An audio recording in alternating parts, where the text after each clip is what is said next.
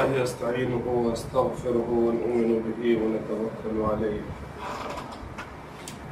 ونعوذ بالله من شرور أنفسنا ومن سيئات أعمالنا من يهده الله فلا مضل له ومن يضلله فلا هادي له وأشهد أن لا إله إلا الله وحده لا شريك له وأشهد أن محمدا عبده ورسوله أما بعد فأعوذ بالله من الشيطان الرجيم بسم الله الرحمن الرحيم إن الله يأمركم أن تؤدوا الأمانات إلى أهلها وإذا حكمتم بين الناس أن تحكموا بالعدل إن الله نعم ما يعظكم به إن الله كان سميعا بصيرا يا أيها الذين آمنوا أطيعوا الله وأطيعوا الرسول وأولي الأمر منكم فإن تنازعتم في شيء فردوه إلى الله والرسول إن كنتم تؤمنون بالله واليوم الآخر ذلك خير وأحسن تأويلا صدق اللہ العظیم۔ مسلمانوں، اللہ تمہیں حکم دیتا ہے کہ اہل امانت کو سپرد کرو اور جب لوگوں کے درمیان فیصلہ کرو تو عدل کے ساتھ کرو۔ اللہ تم کو نہایت عمدہ نصیحت کرتا ہے اور یقیناً اللہ سب کچھ سنتا اور دیکھتا ہے۔ اے لوگوں جو ایمان لائے ہو، اطاعت کرو اللہ کی اور اطاعت کرو رسول کی اور ان لوگوں کی جو تم میں سے صاحب امر ہوں۔ پھر اگر تمہارے درمیان کسی معاملے میں نزاع ہو جائے تو اسے اللہ اور رسول کی طرف پھیر دو، اگر واقعی تم اللہ اور روز آخرت پر ایمان رکھتے ہو۔ یہی ایک صحیح طریقہ کار ہے اور انجام کے اعتبار سے بھی بہتر ہے۔ رب اشرح لی صدری ویسر لی امری واحلل عقدۃ من لسانی یفقهوا قولی۔ اللہم ارنا الحق حقا وارزقنا اتباعہ وارنا الباطل باطلا وارزقنا اجتنابہ، آمین یا رب العالمین۔ واجب الاحترام میرے دینی بھائیوں، میں نے آپ کے سامنے سورہ نساء کی 2 آیات 58 اور 59 اس کی تلاوت اور اس کا ترجمہ رکھا ہے، اور جیسا کہ آپ کے سامنے موضوع بیان کیا گیا کہ امانت، دیانت اور اطاعت، ان 3 بنیادی باتوں پر میں کوشش کروں گا کہ جو کچھ مطالعہ قرآن ہے وہ میں آپ کے سامنے رکھ سکوں۔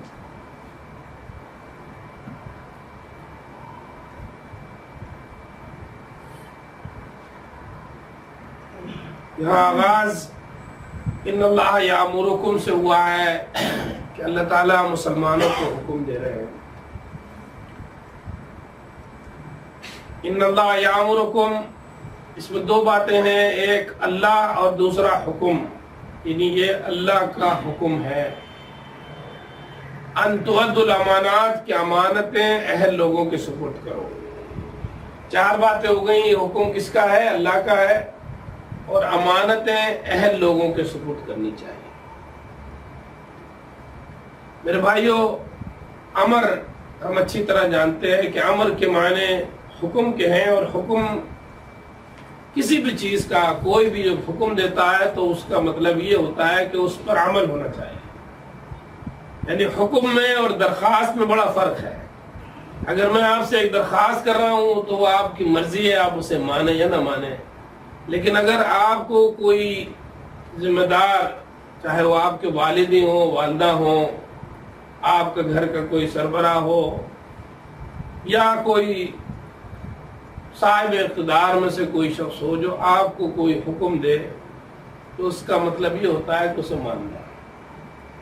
اور اگر اور چھوٹی سی میں مثال دے دوں کہ آپ ٹریفک کے قوانین کی پابندی کرتے ہیں، یہاں ریڈ لائٹ جلتی ہے، گرین لائٹ جلتی ہے، یلو لائٹ جلتی ہے، یہ بھی امر، اس لائٹ کے ذریعے ایک حکم دیا جا رہا ہوتا ہے کہ اب ریڈ لائٹ جل گئی ہے، حکم یہ ہے کہ اس پر رک جانا ہے۔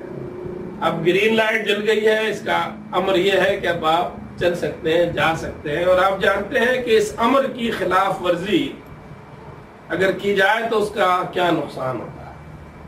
یعنی چالان ہونا تو ایک الگ بات ہے، لیکن ایکسیڈنٹ بھی ہو سکتا ہے اور بندہ جو ہے وہ اپنی جان سے بھی جا سکتا ہے اگر ریڈ لائٹ کے حکم کو وہ نہ مانے۔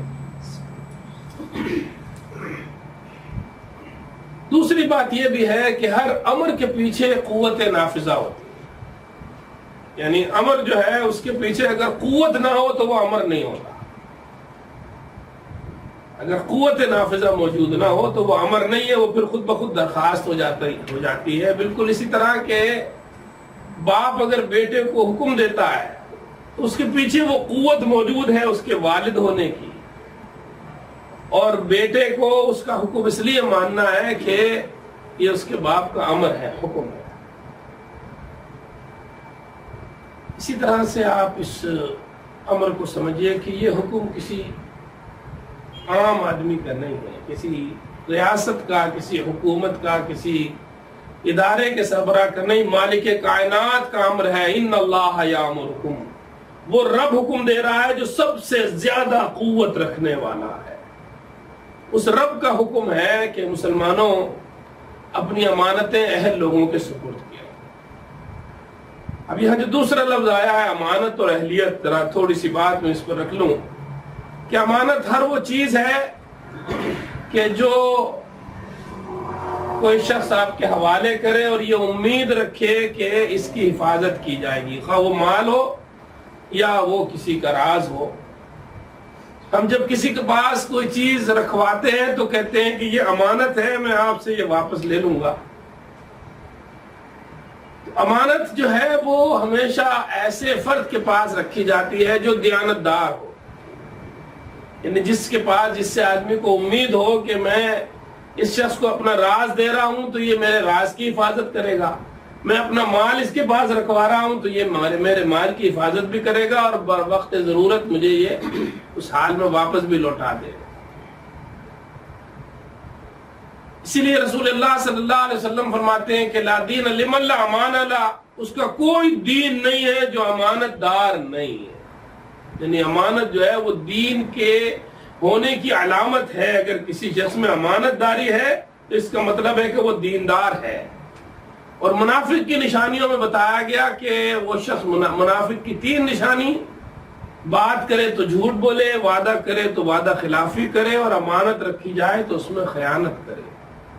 رسول اللہ صلی اللہ علیہ وسلم فرماتے ہیں کہ یہ 3 نشانیاں جس میں پائی جائیں وہ پکا منافق ہے، اور اگر ان 3 میں سے کوئی ایک بھی پائی جائے تو یہ نفاق کی علامات میں سے ہے، تاوقع یہ کہ وہ اسے ترک نہ کر دے۔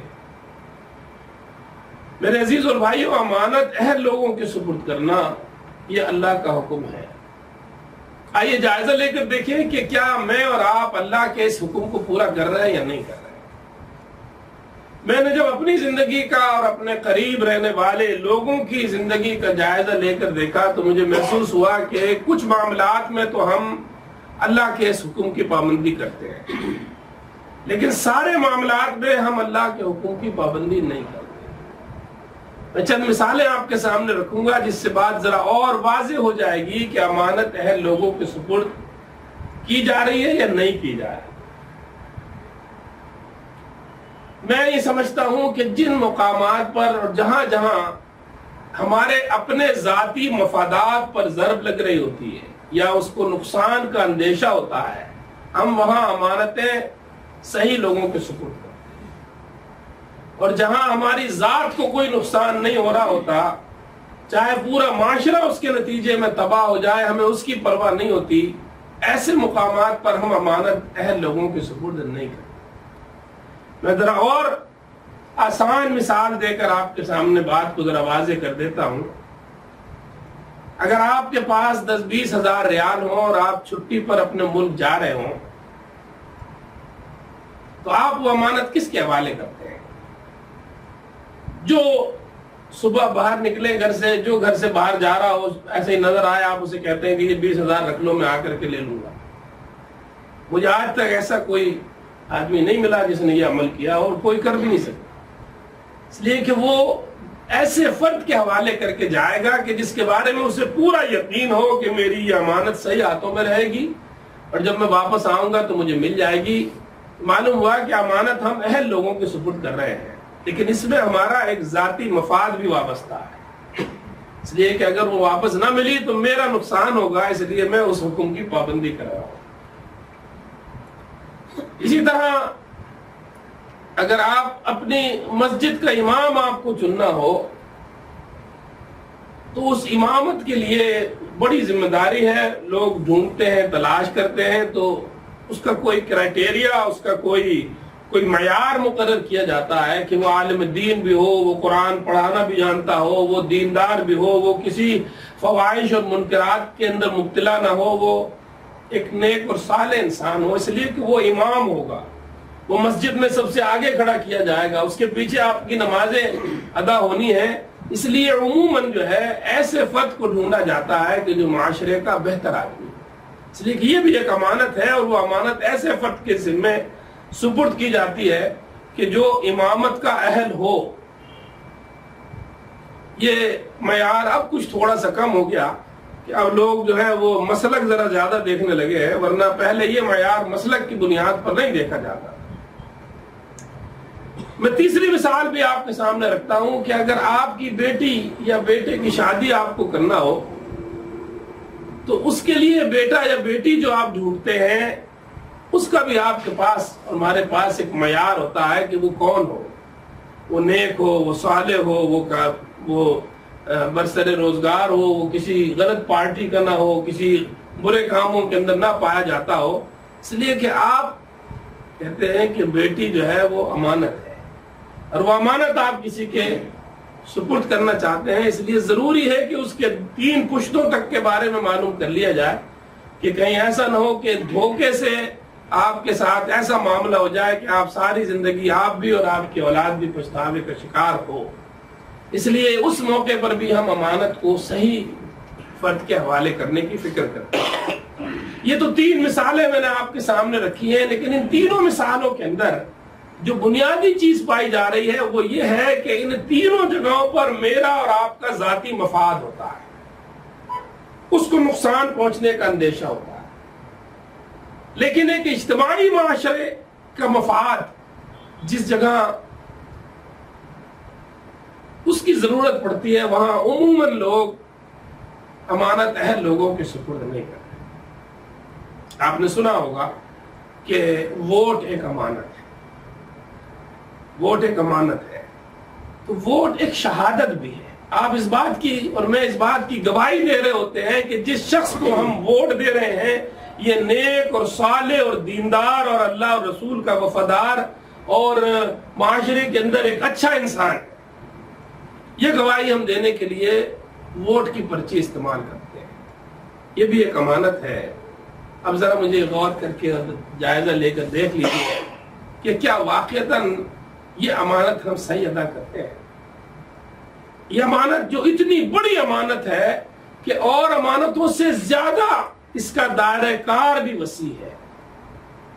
یعنی اس امانت کے نتیجے میں اگر کوئی غلط کار انسان ذمہ داری کے منصب پر آئے گا تو وہ ظلم کرے گا، وہ ناانصافیاں کرے گا، وہ کرپشن کرے گا، وہ بے حیائی پھیلائے گا، وہ خلاف اسلام قانون بنائے گا، وہ جتنی بھی بدکاریوں کا مرتکب ہوگا اس کا حصے دار میں اور آپ بھی ہوں گے، کیونکہ میں اور آپ اس کو منتخب کرنے والے لوگ ہیں. آج ہمارے معاشرے کی یہ سب سے بڑی بیماری اور برائی ہے کہ ہم اپنی انفرادی معاملات میں تو امانت اہل لوگوں کو سپرد کر رہے ہیں، لیکن اجتماعی معاملے میں شاید ہم سمجھتے ہیں کہ اللہ ہم سے اس کے بارے میں سوال نہیں کرے گا. اس میں ہماری مرضی ہے، ہم جس کو چاہیں ووٹ دیں، جس پارٹی کو چاہیں ہم آگے بڑھائیں، اور اس میں دیانت کا اور علم کا اور خوف خدا کا اور تقوی کا کوئی دخل نہیں ہے. وہ میری پارٹی کا ہونا چاہیے، وہ میرے مسلک کا ہونا چاہیے، وہ میری زبان کا ہونا چاہیے، وہ میرے علاقے کا ہونا چاہیے، وہ چاہے کیسا ہی کیوں نہ ہو، بس میں چونکہ اسے پسند کرتا ہوں. میری پسند کے معیار وہ نہیں ہے، وہ اہلیت کے معیار وہ نہیں ہے کہ جو میری انفرادی معاملات میں جہاں پر میں معیار مقرر کرتا ہوں. میرے عزیز اور بھائیو، اللہ کا حکم ہے، اور آپ دیکھیے کہ اور جگہوں پر تو شاید آپ کو ان امانتوں کو سپرد کرتے میں کوئی دیکھ رہا ہوتا ہے، لیکن یہ ووٹ کی امانت ادا کرتے وقت اللہ اور بندے کے سوا کوئی نہیں ہوتا.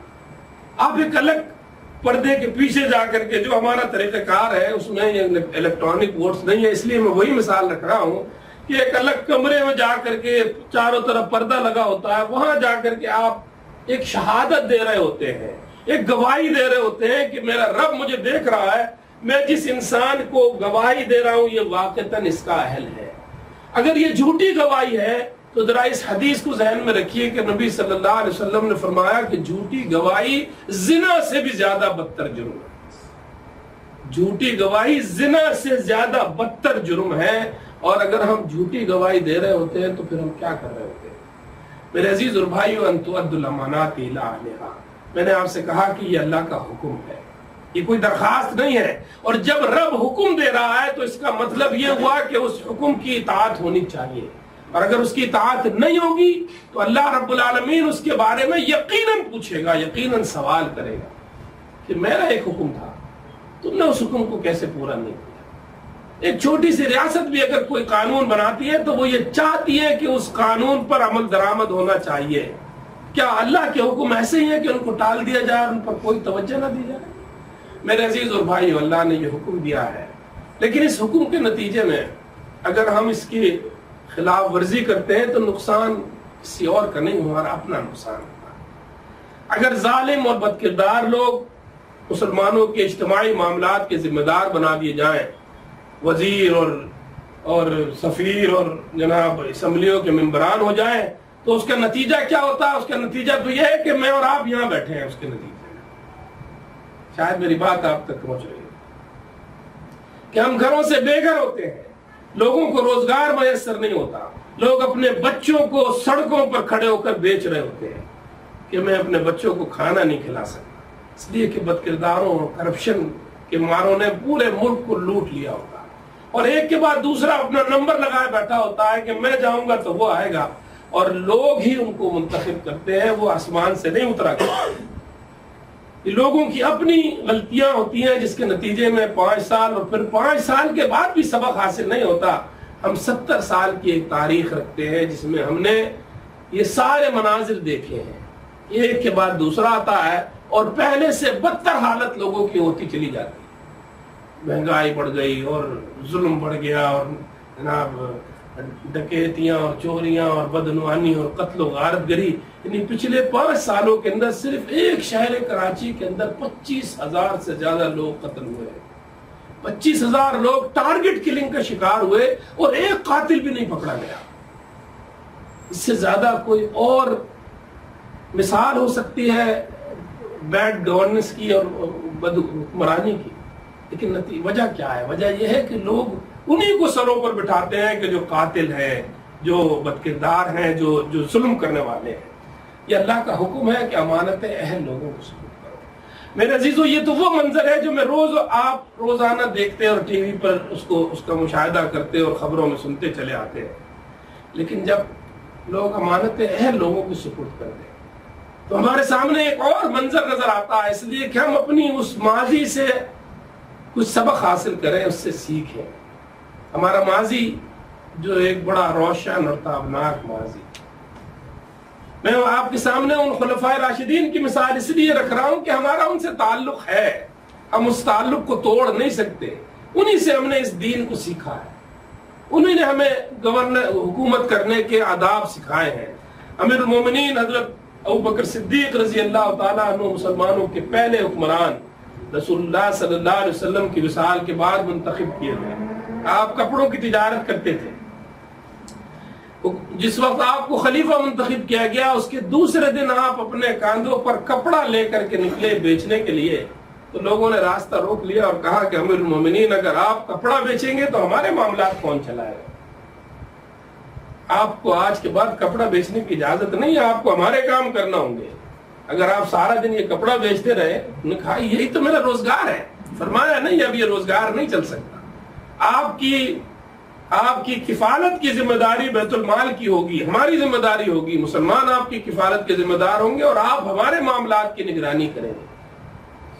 تو حضرت ابوبکر صدیق رضی اللہ تعالیٰ عنہ نے اس بات کو تسلیم کیا، اور جو اپنے لیے وظیفہ مقرر کیا وہ ایک مزدور کی تنخواہ کے برابر، کہ جتنا ایک مزدور کو ملتا ہے ریاست کا خلیفہ اتنے رقم لے گا تاکہ اس کا گزارا ہو سکے۔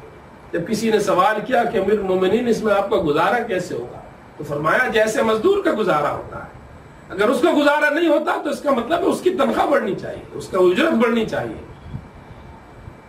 ہمارے دوسرے خلیفہ حضرت عمر بن خطاب رضی اللہ تعالیٰ عنہ کی عظیم مثال، دنیا کی تاریخ میں اس سے زیادہ عظیم رہبر، اس سے زیادہ عظیم رہنما نہیں گزرا کہ جس کی سلطنت 52 لاکھ مربع میل تک پھیلی ہوئی، لیکن اس شخص کا حال یہ تھا کہ یہ خلیفۃ المسلمین ہونے کے باوجود رات کو سوتے نہیں تھے، یہ راتوں کو گشت کرتے تھے اور لوگوں کے حال معلوم کرتے تھے کہ کوئی بھوکا تو نہیں ہے، کوئی کسی تکلیف کے اندر تو نہیں ہے۔ یعنی ایک موقع تو وہ بھی آیا کہ ایک گھر میں زچگی ہونا تھی اور آپ گشت پر تھے اور آپ کو پتہ چلا، آپ وہاں سے واپس اپنے گھر آئے اور اپنی بیوی کو ساتھ لے کر گئے کہ ایک بڑی نیکی کا موقع ہاتھ آیا ہے، اور ان کی وائف نے، ان کی بیوی نے ان کے اس خاتون کے ساتھ یعنی جو اس کی مدد کی۔ جب اس خاتون کو بعد میں پتہ چلا کہ یہ امیر المومنین کی بیوی ہے تو وہ گھبرا گئی، فرمایا کہ نہیں گھبراؤ نہیں، ہمیں تمہارے لوگوں کی خدمت ہی کے لیے تو ہمیں منتخب کیا گیا ہے۔ ایک مرتبہ حضرت عمر رضی اللہ تعالیٰ عنہ گشت پر تھے، ایک ایسی جگہ سے آپ کا گزر ہوا کہ آپ نے دیکھا کہ کچھ بچے بھوک سے بلک رہے ہیں اور ان کی ماں جو ہے وہ اس نے ہانڈی چولہے پر چڑھائی ہوئی ہے اور وہ اس میں چمچہ چلا رہی ہے۔ یہ کھڑے ہو کے دیکھتے رہے، اس لیے کہ وہ وہاں کوئی ایسے اونچے مکانات نہیں تھے، چھوٹے چھوٹے گھر ہوا کرتے تھے۔ آپ نے کھڑے ہو کر کے دیکھا کہ یہ بچوں کو کھانا مل جائے تو میں اپنے راہ لوں۔ جب کافی دیر ہو گئی اور بچوں کو کھانا نہیں ملا تو آپ اس خاتون کے پاس گئے جو آپ کو پہچانتی نہیں تھی اور اس عورت سے کہا کہ تم کیسی ظالم ماں ہو، بچے بھوک سے بلکتے ہیں اور تم انہیں کھانا نہیں دیتی۔ اس خاتون نے کہا ہے مسافر تم اپنا راہ لو، تمہیں ہمارے گھر کے حالات کا علم نہیں ہے، اگر میرے گھر میں کھانا ہوتا تو میں بچوں کو دے چکی ہوں، میں تو بچوں کو بہلا رہی ہوں، میں نے ہانڈی میں پتھر ڈالے ہوئے ہیں، میں ان کو چلا رہی ہوں کہ اس کی آواز سے یہ بہل جائیں گے، سو جائیں گے، کچھ دیر کے بعد رو دھو کے کل ان کا باپ کچھ لے کر آئے گا تو میں ان کو کچھ کھلا سکوں۔ امیر المومنین عمر بن خطاب آپ نے جب یہ منظر دیکھا تو وہاں سے دوڑ لگا کے بیت المال پہنچے، وہاں سے کھانے کا سامان نکالا اور اس کو ایک بوری میں رکھ کر اپنے کاندھوں پر رکھ لیا اور اس کو لے کر چلے۔ خادم ساتھ تھا، اس نے عرض کیا کہ امیر المومنین یہ بوجھ مجھے دے دیجئے، میں اسے اٹھا لوں۔ فرمایا آج تو تم اٹھا لو گے لیکن کل اس بوجھ کو کون اٹھائے گا؟ کل جب اللہ کے سامنے سوال ہوگا تو کون جواب دے گا؟ یہ تو میری ذمہ داری ہے۔ اور خود اپنے ہاتھوں سے اس چولہے کو جھونکتے رہے اور جب تک کھانا تیار نہیں ہو گیا اور بچے سو نہیں گئے وہاں سے واپس نہیں ہوئے۔ اور واپسی سے پہلے اس عورت سے پوچھا کہ تمہارے امیر عمر بن خطاب کو تمہارے بارے میں خبر نہیں ہے؟ اس عورت نے جواب دیا وہ بڑے آدمی ہے، انہیں ہماری کیا خبر؟ تو کہا تم نے کبھی جا کے بتایا بھی نہیں ہوگا، اجنبی بنے ہوئے ہیں، کہا تم نے کبھی جا کے بتایا نہیں ہوگا۔ اس خاتون نے کہا تو کیا اب ہمیں جا کے بتانا پڑے گا؟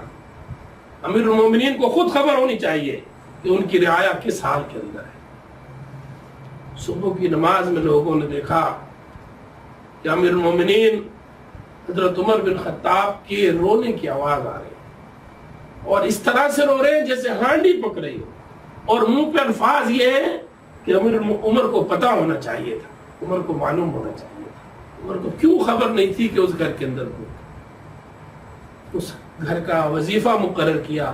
اور یہ پہلی ریاست ہے، اسلامی ریاست، دنیا کے اندر یہ پہلی ریاست ہے جس میں بچوں کا وظیفہ مقرر کیا گیا۔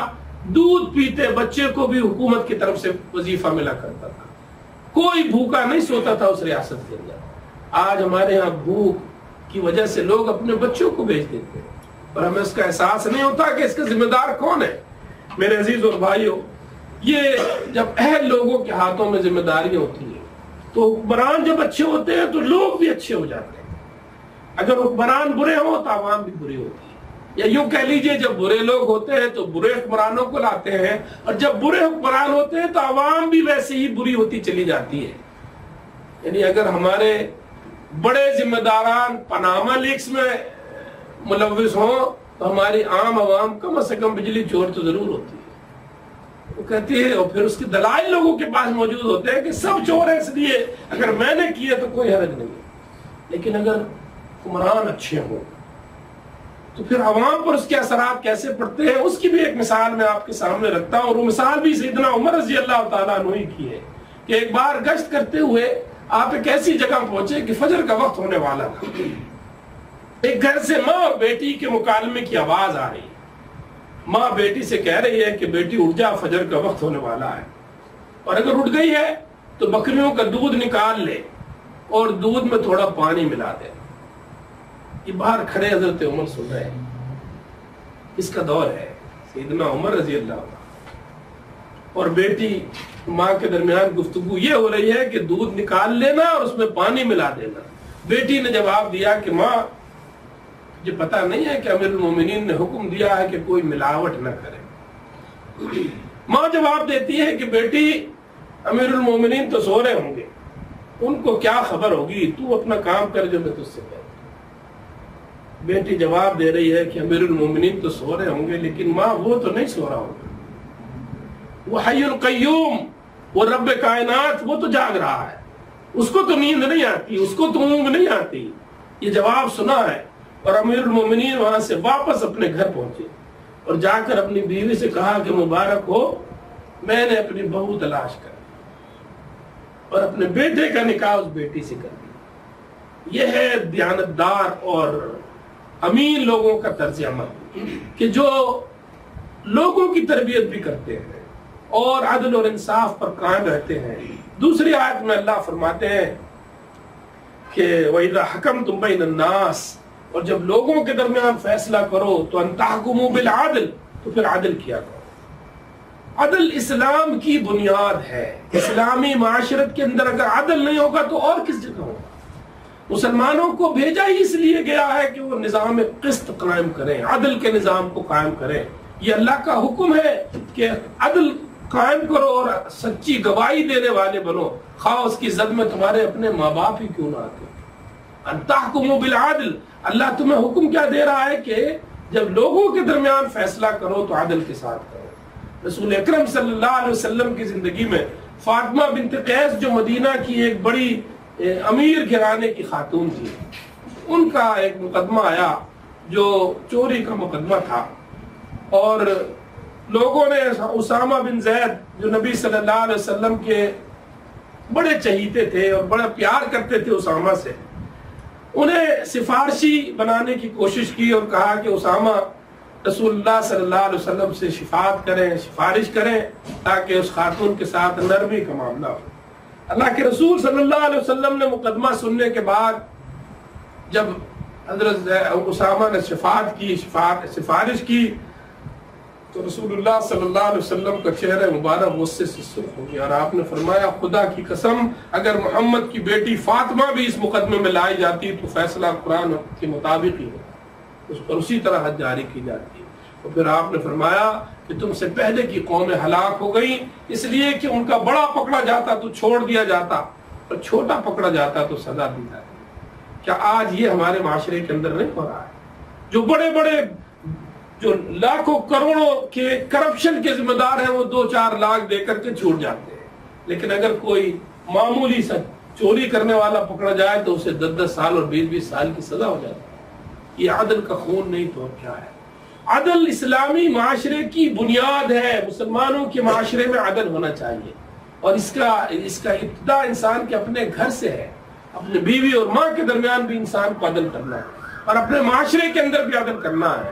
میں ایک مثال آپ کے سامنے حضرت قدامہ بن مظعون کی رکھتا ہوں کہ حضرت عمر رضی اللہ تعالیٰ عنہ کا زمانہ تھا، آپ نے حضرت قدامہ بن مظعون کو بحرین کا ذمہ دار مقرر کیا، اور کچھ دن کے بعد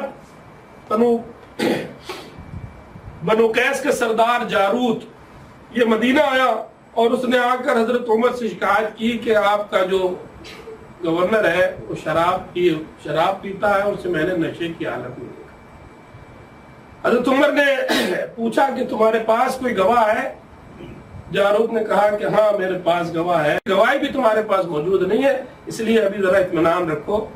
وہ پوری طرح تحقیق کرنا چاہتے تھے۔ دوسرا دن پھر ایسا ہی ہوا، تحقیق جاری تھی کہ جارود نے آ کر کہا کہ امیر المومنین قداد پر حد جاری کیجیے۔ حضرت عمر نے فرمایا خاموش ہو جاؤ ورنہ میں تم سے انتقام لوں گا، یعنی میں تمہیں سزا دوں گا۔ تو حضرت قداد تھے، انہوں نے کہا کہ یہ عجیب بات ہے، آپ کا چچا زاد ہو تو اس پر حد جاری نہیں ہوتی اور دوسروں کے ساتھ آپ جو ہے سختی کا معاملہ کرتے ہیں، یہ انصاف نہیں ہے، یہ عدل نہیں ہے۔ حضرت ابو ہریرہ رضی اللہ تعالیٰ عنہ نے فرمایا کہ امیر المومنین قداد کی بیوی کو بلوا لیں، وہ صحیح گواہی دے گی۔ اب ذرا اندازہ کیجئے اسلامی معاشرت کے اندر جہاں ایسے لوگ حکمران ہوتے ہیں وہاں بیوی بھی سچی گواہی دیتی ہے۔ قداد کی بیوی ہند کو بلایا گیا، حضرت امیر المومنین عمر بن خطاب نے ان سے پوچھا کہ کیا تم گواہی دیتی ہو کہ تمہارا شوہر شراب پیتا ہے؟ اس نے کہا ہاں میں گواہی دیتی ہوں۔ اپنے شوہر کے خلاف اس عورت نے گواہی دی۔ حضرت عمر نے فیصلہ کر لیا کہ اس پر حد جاری کی جائے، اور حد معلوم ہے نا کہ شراب پینے کی سزا 80 کوڑے لگنا ہے۔ آپ نے لوگوں سے مشورہ کیا کہ کیا خیال ہے، کیا کرنا چاہیے۔ لوگوں نے کہا کہ امیر المومنین قداد کچھ بیمار ہے اور کمزور ہے، ذرا ان کی بیماری دور ہو جائے اس کے بعد حد جاری کیجیے۔ چند دن آپ نے انتظار کیا، جب ان کی صحت کچھ بحال ہو گئی آپ نے پھر لوگوں سے پوچھا کہ تم لوگوں کا کیا خیال ہے۔ لوگوں نے کہا کہ ابھی کچھ دن اور انتظار کر لیں۔ آپ نے فرمایا میرا کوڑا لے کر آؤ۔ کوڑا لایا گیا، آپ نے قداد کو بلا کر اس پر حد جاری کی، 80 کوڑے اس کو مارے گئے، اور ساتھ ساتھ فرمایا میں اس بات کو پسند کرتا ہوں کہ قداد میرے کوڑوں کی مار میں اپنی جان دے دے، وہ اس کوڑے کے نیچے آ کر کے مر جائے، وہ میرے لیے زیادہ بہتر ہے بنسبت اس کے کہ عمر اللہ کی عدالت میں اس حال میں پیش ہو کہ اس کا جرم میری گردن پر ہو۔ یہ ہے عدل کہ چاہے وہ کوئی بھی ہو، چاہے سگا رشتہ دار ہی کیوں نہ ہو، لیکن حکم حاکم کے لیے یہ ہے کہ ان تحکموا بالعدل۔ اس کے بعد قداد بڑے ناراض رہتے تھے۔ حج کے موقع پر حضرت عمر رضی اللہ تعالیٰ عنہ حج سے واپس ہو رہے تھے کہ سقیہ کے مقام پر آپ سو گئے، لیٹ گئے، آرام کر رہے تھے۔ آپ کی آنکھ لگ گئی، جب آنکھ کھلی تو آپ ہڑبڑا کر اٹھے اور آپ نے کہا کہ قداد کو میرے پاس لے کر آؤ۔ لوگوں نے پوچھا کیا ماجرا ہے؟ فرمایا میں سو رہا تھا تو اللہ کے پاس سے میرے پاس کوئی شخص آیا اور اس نے آ کر کہا کہ قداد سے صلح کر لو، وہ تمہارا بھائی ہے۔ آپ نے کہا قداد کو میرے پاس لاؤ، اس نے آنے سے انکار کیا تو کہا اسے گھسیٹ کر میرے پاس لاؤ۔ جب لوگ لے کر کے آئے تو ان کے سامنے بچ گئے اور ان کو کسی طرح سے راضی کیا اور اپنے گلے لگا لیا۔ یہ ہے اسلامی ریاست کے ذمہ دار۔ میرے عزیز اور بھائیوں، جب اس طرح کے لوگ حکمران ہوتے ہیں تو وہ اپنے قریب کے لوگوں پر بھی نظر رکھتے ہیں۔ ایسا نہیں ہوتا وہ کہے صاحب یہ تو میرا ان سے تعلق نہیں ہے، یہ اپنے عمل کے خود ذمہ دار ہے۔ حضرت عامر بن سعید رضی اللہ تعالیٰ عنہ کو حمص کا گورنر مقرر کر کے بھیجا اور پھر خود حمص پہنچے اور لوگوں کو کچھ دن کے بعد، 1 سال 1.5 سال کے بعد لوگوں کو بلایا اور پوچھا کہ اتنے علاقے کے غریب اور مسکین لوگوں کی فہرست بنا کر لاؤ، میں چاہتا ہوں کہ انہیں ان کی کچھ مدد کر سکوں۔ لوگوں نے جب فہرست لا کر کے دی تو حضرت عمر نے جب ناموں کو پڑھا تو سب سے اوپر جو پہلا نام تھا وہ سعید بن عامر کا تھا۔ آپ نے پوچھا یہ سعید بن عامر کون ہے؟ لوگوں نے کہا امیر المومنین یہ ہمارے گورنر ہے، پر یہ سب سے غریب آدمی ہے، یہ سب سے غریب آدمی ہے۔ حضرت عمر نے ایک اشرفیوں کی تھیلی منگائی اور وہ ان کے گھر بھیجی کہ سعید کے گھر دینا اور کہنا کہ امیر المومنین نے بھجوائی۔ وہ تھیلی جب سعید بن عامر کے گھر پہنچی اور لوگوں نے بتایا کہ یہ امیر المومنین نے آپ کی خدمت کے لیے بھیجی ہے تو آپ زور سے چیخ اٹھے اور کہا انا للہ و انا الیہ راجعون۔ اندر سے بیوی کی آواز آئی کہ کیا بات ہو گئی، کیا مسلمانوں کی فوج کو کہیں شکست ہو گئی ہے؟ فرمایا نہیں، اس سے بھی بڑی بات ہو گئی۔ پوچھا کہ کیا امیر المومنین عمر بن خطاب کا انتقال ہو گیا ہے؟ فرمایا نہیں، اس سے بھی بڑی بات ہو گئی ہے۔ وہ گھبرا کے نکل آئے اور پوچھا کہ ایسی کیا بات ہو گئی؟ فرمایا میرے گھر میں دولت آ گئی، مجھے اس آزمائش میں ڈال دیا گیا ہے کہ میرے گھر دولت بھیج دی گئی ہے، اور پھر اس سارے مال کو خیرات کر دیا۔ یہ ہے وہ لوگ جو مسلمانوں کے حکمران ہوا کرتے تھے، یہ وہ لوگ ہیں کہ جو لوگوں کے منتخب کردہ تھے، یہ وہ لوگ ہیں جنہیں اللہ کا ڈر اور خوف اس معاملے میں تھا کہ کل اللہ کی عدالت میں ہمیں پیش ہونا ہوگا. جو جتنا بڑا ذمہ دار ہے اس کو اتنی سخت سزا کا سامنا کرنا پڑے گا. میرے عزیز اور بھائیوں، ایک وہ زمانہ تھا کہ لوگوں کو ڈھونڈا جاتا تھا کہ گورنر بنانا ہے. یہی سعید بن عامر کو جب حضرت عمر نے ڈھونڈا تو یہ گھر سے فرار ہو گئے، بڑی مشکل سے پکڑ میں آئے. جب پکڑائی دی تو کہا کہ میں گورنر بننا نہیں چاہتا. آج تو ہمارے حال یہ ہے کہ 90 سال کا بوڑھا بھی گورنر بننے کو تیار ہے، چاہے 5 دن کے بعد اس کی موت واقع ہو جائے. اور یہ مثال ہمارے سامنے موجود ہے، اور اتفاق ہے کہ نام وہاں بھی سعید ہی آتا ہے، لیکن ہمارے سامنے یہ مثال موجود ہے کہ جو اس سے بھاگا کرتے تھے. ایک بار حضرت عمر کو یہ پتہ چلا کہ سعید بن عامر کو یہ بات کرتے کرتے بے ہوش ہو جاتے ہیں. لوگوں سے پوچھا کہ کیا وجہ ہے؟ لوگوں نے کہا لگتا ہے کہ شاید ان کو مرگی کا مرض ہے. آپ نے تحقیق کے لیے سعید کو مدینہ بلوایا. سعید اس حال میں مدینہ پہنچے کہ ایک پیالہ تھا، ایک چادر تھی اور ایک تھیلا ہاتھ میں تھا. امیر المومنین نے پوچھا کہ سعید یہ کیا سامان ہے؟ فرمایا امیر المومنین بس ان 3 چیزوں سے میرا گزر ہو جاتا ہے. کھانا کہیں سے مل جائے تو میں اس پیالے میں کھا لیتا ہوں، رات کرنی ہو جائے سونے کی ضرورت ہو تو یہ چادر اوڑھ کر سو جاتا ہوں، اور اپنی ضرورت کی چند چیزیں ہیں جو اپنے تھیلے میں رکھتا ہوں. پوچھا کہ سعید تمہارے بارے میں سنا ہے کہ تم پرغشی کے دورے پڑتے ہیں. فرمایا امیر المومنین بالکل ٹھیک آپ نے سنا ہے، لیکن اس کی وجہ کوئی مرض نہیں ہے، میں کسی مرض میں مبتلا نہیں ہوں. اصل وجہ یہ ہے کہ جب میں مکہ میں تھا اور خبیب بن عدی رضی اللہ تعالیٰ عنہ کو مکہ کے کفار تیر مار مار کر شہید کر رہے تھے تو اس مجمع میں میں بھی موجود تھا، اور خبیب نے اس مجمع میں لوگوں کے بارے میں بد دعا کی تھی. آج بھی وہ منظر جب میرے سامنے آ جاتا ہے تو مجھ پر غشی کی کیفیت طاری ہو جاتی ہے کہ میں اپنے بھائی کو ان ظالموں سے بچا نہیں سکا. میرے عزیز اور بھائیو، یہ ہیں خدا ترس لوگ، یہ ہیں وہ اللہ والے لوگ کہ جو ذمہ داری کے منصب پر بھی ہوتے ہیں تب بھی انہیں راتوں کو نیند نہیں آیا کرتی. ایک موقع پر حضرت عمر رضی اللہ تعالیٰ عنہ مکے جا رہے تھے، راستے میں ایک جگہ رکے اور وہاں کھڑے ہو کر رونے لگے. ساتھی نے پوچھا کہ امیر المومنین یہ کون سا مقام ہے جہاں آپ کھڑے ہو کر رو رہے ہیں؟ فرمایا یہی وہ جگہ ہے جہاں میرا باپ خطاب مجھے لکڑی سے مارتا تھا اور کہتا تھا کہ عمر تجھ سے 2 اونٹ نہیں سنبھالے جاتے. آج مجھے رونا اس بات پر آتا ہے کہ اتنی بڑی سلطنت اللہ نے میرے حوالے کر دی ہے، کل اللہ کے ہاں میں اس کا کیا جواب دوں؟ یہ احساس ذمہ داری تھا. یہ احساس ذمہ داری جب کسی قوم کے اندر پیدا ہو جائے، کسی فرد میں پیدا ہو جائے تو وہاں پر عدل کا خون نہیں ہوا کرتا. آگے چل کر اللہ فرما رہے ہیں یا ایھا الذین آمنوا اطیعوا اللہ واطیعوا الرسول، یہ لوگوں جو ایمان لائے ہو اللہ کی اطاعت کرو اور اللہ کے رسول کی اطاعت کرو. یہ بنیاد ہے اسلامی ریاست کی. جس معاشرے کے اندر جسے ہم اسلامی ریاست کہتے ہیں وہاں سب سے بلند مقام اگر اطاعت میں کسی کا ہے تو اللہ رب العالمین کا. اور میرے عزیزو، اللہ اور رسول کی اطاعت یہ الگ الگ اطاعتیں نہیں ہیں، یہ دونوں ایک ہی اطاعت ہے.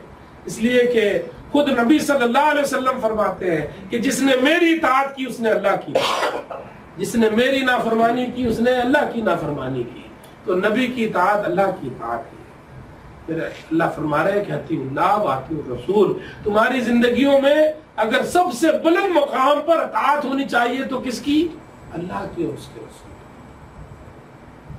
اور اللہ اور رسول کی نافرمانی اگر ہو رہی ہو، یہ صحابہ کے بارے میں آتا ہے کہ یہ ایک دوسرے سے مذاق بھی کیا کرتے تھے، اور جب کھجوریں کھاتے تھے تو گٹھلیوں سے ایک دوسرے کو نشانے بھی لگاتے تھے.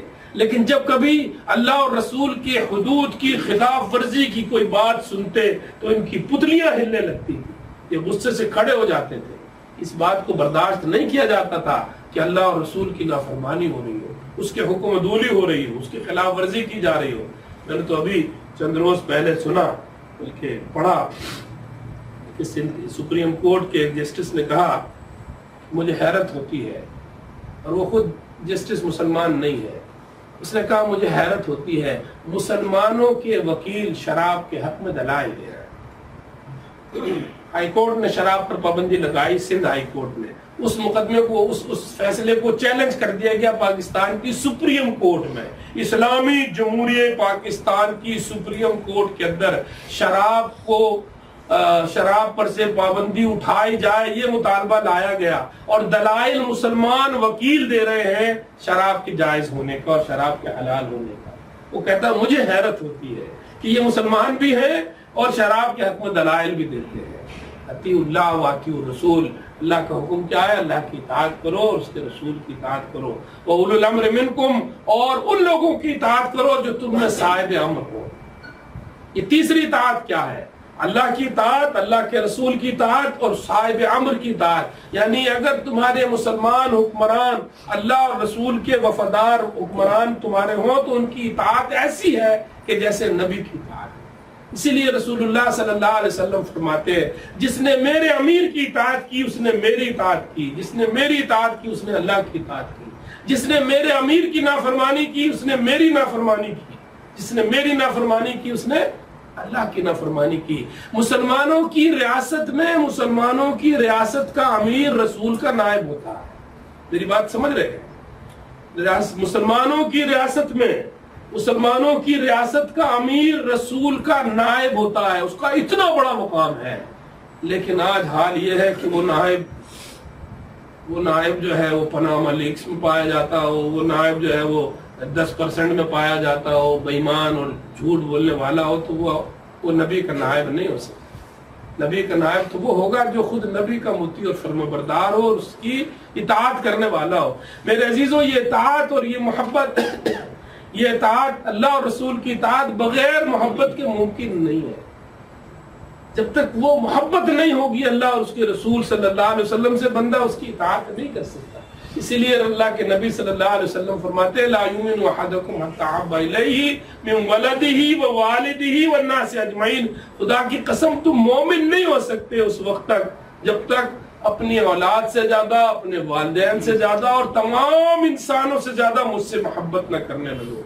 ایک یہودی محقق کہتا ہے کہ جب تک مسلمانوں میں سے، اس نے بہت عرصے اسلام کو پڑھا اور سمجھا، اور اس نے آخری جملہ ایک کہا ہے کہ میری زندگی کا تمام ریسرچ کا نچوڑ یہ ہے کہ جس دن مسلمانوں کے دل سے ان کے نبی کی محبت نکال دی جائے گی وہ دن ہوگا ان کی تباہی اور بربادی۔ میرے عزیز البھائیو، اس پر ہم اللہ کا جتنا شکر ادا کرے کم ہے کہ ہمارا گناہگار سے گناہگار بندہ بھی اللہ کے نبی صلی اللہ علیہ وسلم سے محبت رکھتا ہے۔ یہ حقیقت ہے۔ اور لیکن محبت صرف اس چیز کا نام نہیں ہے کہ بس نبی کا جھنڈا اونچا رہے گا اور ہم صرف جلسے اور جلوس کرتے رہے اور مٹھائیاں بانٹتے رہے۔ محبت نام ہے اتباع کا۔ ایک شخص اگر اپنے باپ کی عزت کرتا ہے اور اس کا حکم نہیں مانتا تو وہ نافرمان ہی کہلائے گا۔ ایک شخص نبی کی حرمت اور ان کی عظمت کی تو باتیں کرے لیکن جہاں ان کا حکم آ جائے یہ کرنا ہے وہ نہ کرے تو یہ خالی زبانی دعویٰ ہوگا، یہ اللہ کے ہاں تسلیم نہیں کیا جاتا۔ اس لیے اللہ فرماتے ہیں اطیعوا اللہ و اطیعوا الرسول واولی الامر منکم۔ ہاں ایک اور آخری بات کہہ کے میں اپنی بات ختم کروں گا۔ آگے فرمایا فَإِن تَنَازَعْتُمْ فِي شَيْءٍ فَرُدُّوهُ إِلَى اللَّهِ وَالرَّسُولِ۔ ہاں اگر تمہارے اور امیر کے درمیان، لوگوں کے درمیان اور ان کے حکمرانوں کے درمیان کبھی تنازع ہو جائے فَرُدُّوهُ إِلَى اللَّهِ وَالرَّسُولِ، تو اسے اللہ اور رسول کی طرف پھیر دو۔ یعنی تمہارے درمیان اگر کوئی تنازع ہو تو فیصلہ کن جو حیثیت ہوگی وہ اللہ کی کتاب اور رسول اللہ صلی اللہ علیہ وسلم کے طریقے کی ہوگی۔ فَرُدُّوهُ إِلَى اللَّهِ وَالرَّسُولِ، یعنی تمہیں اپنے تنازع میں اگر کسی کو حکم بنانا ہوگا تو وہ قرآن و سنت کو بنانا ہوگا۔ UN جانے کی ضرورت نہیں ہے اور دوسرے جغادریوں کے پاس جانے کی ضرورت نہیں ہے۔ تنازع اگر تمہارا ہو تو اس تنازع کا حل بھی اللہ نے بتا دیا، فَرُدُّوهُ إِلَى اللَّهِ وَالرَّسُولِ ان کنتم تؤمنون باللہ والیوم الآخر، اگر تم واقعی اللہ اور روز آخرت پر ایمان رکھتے ہو۔ ذالک خیر واحسن تعویلا، یہی صحیح طریقہ کار ہے اور انجام کے اعتبار سے بھی بہتر ہے۔ وقت خاصا ہو گیا ہے، میں ان آیات کو دوبارہ آپ کے سامنے دہرا دیتا ہوں۔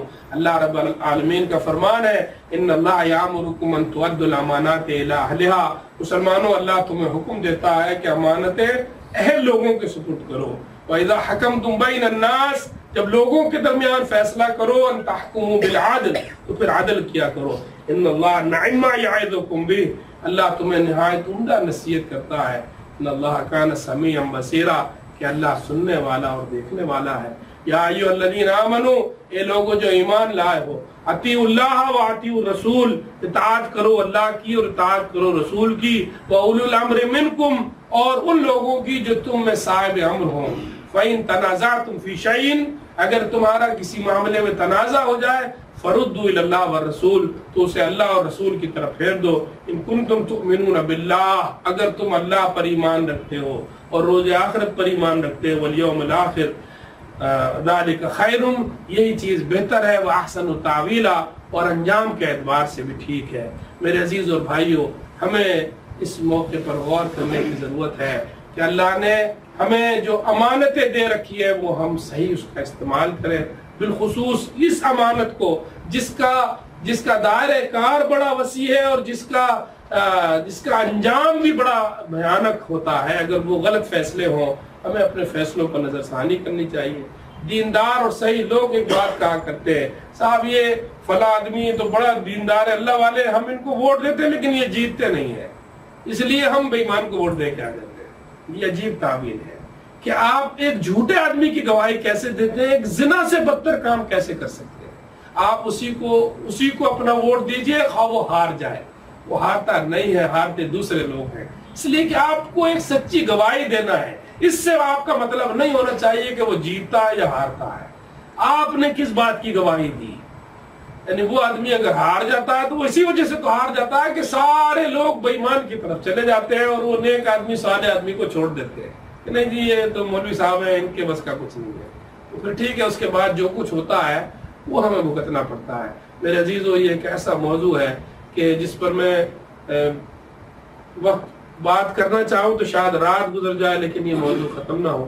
لیکن وقت کے نزاکت کو خیال رکھتے ہوئے میں آپ سے عرض کروں گا کہ اللہ کے اس حکم کا ہم جائزہ لے کر دیکھیں کہ اپنی زندگی میں ہم کہاں اس معاملے میں غلطیاں کر رہے ہیں, اس کی اصلاح کرنے کی کوشش کریں. اور صرف اپنی ہی نہیں لوگوں کی بھی اصلاح کریں. لوگوں کو بتائیں کہ تمہاری ان غلطیوں کا نتیجہ ہے کہ جو تم گھروں سے بے گھر ہوتے ہو اور دوسرے ملکوں میں جا کے رہتے ہو, ورنہ اللہ نے ہمیں بے شمار نعمتوں سے نوازا ہے. بے شمار اللہ تعالیٰ کی رحمتیں ہیں جو ہمارے ملکوں میں ہمارے بستیوں میں موجود ہے. بشرط یہ ہے کہ ہم اس کی طرف توجہ دیں. اللہ تعالیٰ سے دعا ہے کہ اللہ مجھے اور آپ کو عمل کی توفیق نصیب فرمائے. وآخر دعوانا الحمدللہ رب العالمین.